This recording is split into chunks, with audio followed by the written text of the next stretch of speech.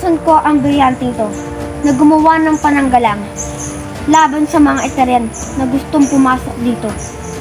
Nang sa gayon, naligtas ang mga diwata dito sa palasyo.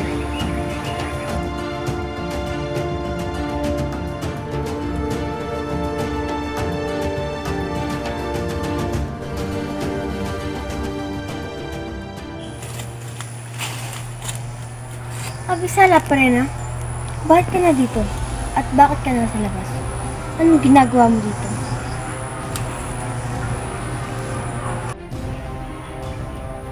Wala naman, Haranaya. Ginawan ko lang ng proteksyon ang Nereyo sa mga Eteryan na pumunta dito para hindi na tayo mapahamak pa. Ano?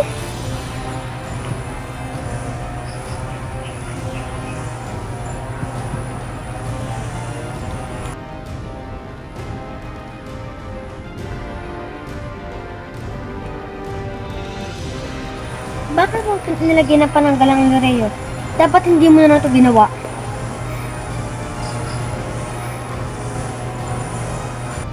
Nila yata doon na ayaw mo.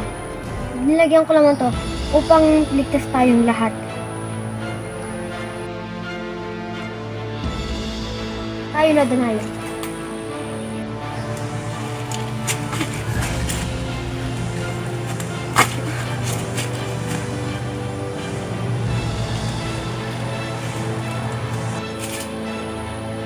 Danaya, bakit tila hindi ka makapasok? Alam pa rin maaari mong tanggalin mo na nilagay mong basbas? Hindi mo alam? Sagutin mo nga ako ng tapat. Ikaw ba talaga si Danaya?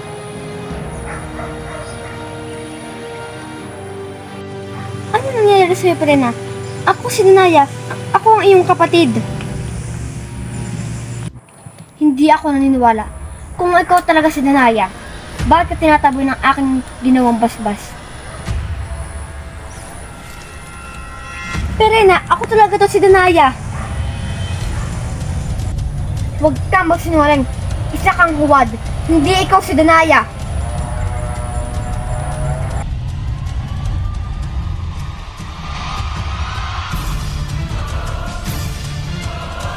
Pasniya ka, Perena!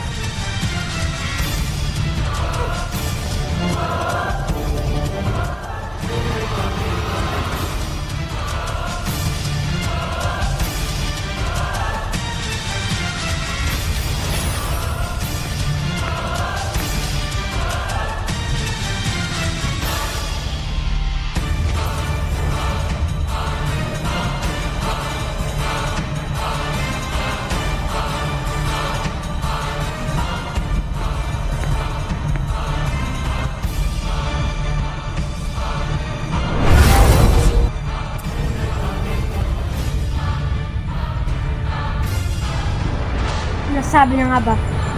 Hindi ikaw si Danaya. Pasnaya ka, Abriya. Saan mo din na si Danaya?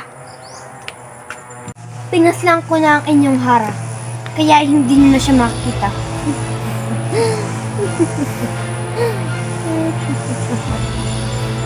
Pasnaya ka!